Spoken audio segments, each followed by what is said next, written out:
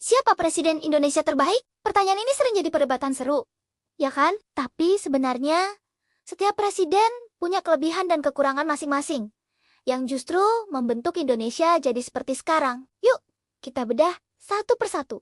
Dari proklamator sampai pemimpin era digital. Kita mulai dari sang proklamator, Soekarno. Siapa yang bisa menyangkal karismanya? Beliau adalah orator ulung, pemersatu bangsa dari Sabang sampai Merauke, dan sosok yang disegani di dunia internasional. Konferensi Asia Afrika adalah bukti nyata kepiawaian diplomasinya. Namun, di balik semua itu, akhir masa pemerintahannya diwarnai oleh gejolak politik yang hebat dan krisis ekonomi yang parah. Inflasi meroket, membuat kehidupan rakyat sangat sulit. Tapi jasa beliau sebagai bapak bangsa tak akan pernah lekang oleh waktu. Setelah era Soekarno, muncullah Soeharto dengan Orde Barunya. Beliau memerintah selama 32 tahun, masa yang sangat panjang. Kelebihannya, pembangunan infrastruktur masif, swasembada pangan yang pernah tercapai, dan stabilitas politik yang terjaga. Program keluarga berencana juga jadi salah satu keberhasilannya. Namun, stabilitas ini dibayar mahal. Kekuasaannya sangat otoriter.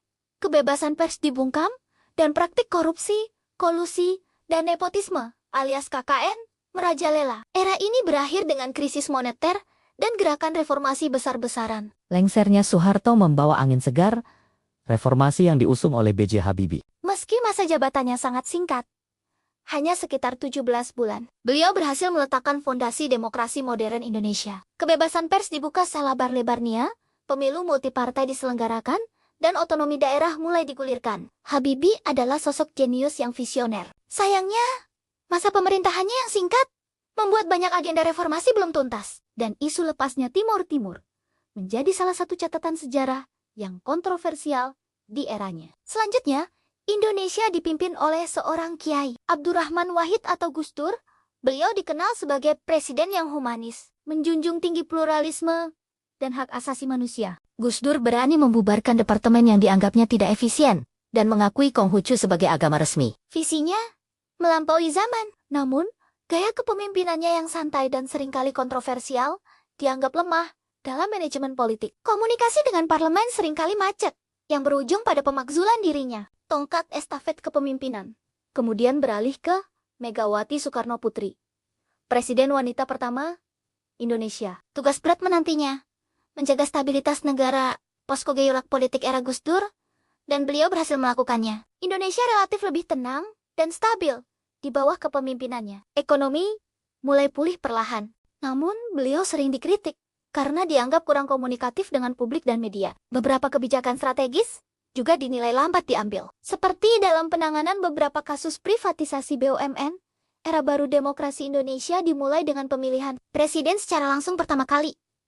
yang dimenangkan oleh Susilo Bambang Yudhoyono atau SBY. Selama 2 periode kepemimpinannya, Indonesia menikmati stabilitas politik dan pertumbuhan ekonomi yang cukup baik. Perdamaian di Aceh adalah salah satu warisan terbesarnya. SBY juga dikenal sebagai pemimpin yang santun dan pandai membangun citra di mata internasional. Kekurangannya, beliau sering dicap sebagai presiden yang peragu atau terlalu berhati-hati dalam mengambil keputusan penting, sehingga beberapa masalah krusial terkesan lamban ditangani. Dan sampailah kita pada era Joko Widodo atau Jokowi. Beliau datang dengan citra pemimpin merakyat dan fokus pada kerja nyata. Pembangunan infrastruktur digenjot habis-habisan. Dari jalan tol, bendungan, hingga bandara di berbagai pelosok negeri. Program pemerataan seperti Kartu Indonesia Pintar dan Kartu Indonesia Sehat juga menjadi andalannya. Namun, pemerintahannya tidak lepas dari kritik. Isu pelemahan demokrasi, utang negara yang meningkat, serta kebijakan yang dianggap kurang berpihak pada lingkungan hidup menjadi sorotan tajam dari berbagai kalangan. Jadi, siapa yang terbaik? Jawabannya kembali ke kita masing-masing. Setiap presiden adalah produk dari zamannya, dengan tantangan dan peluang yang berbeda. Soekarno menyatukan, Soeharto membangun, Habibie membuka keran demokrasi. Gus Dur merawat kemanusiaan, Megawati menjaga stabilitas, SBY mendamaikan, dan Jokowi mempercepat infrastruktur. Dari semua kelebihan dan kekurangan inilah, kita sebagai bangsa terus belajar, berproses, dan bergerak maju menjadi Indonesia yang lebih baik. Menurut kamu, Apa warisan terbaik dari masing-masing presiden? Tulis pendapatmu di kolom komentar ya. Jangan lupa like, subscribe, dan nyalakan lonceng notifikasinya agar tidak ketinggalan konten menarik lainnya dari kami. Terima kasih sudah menonton.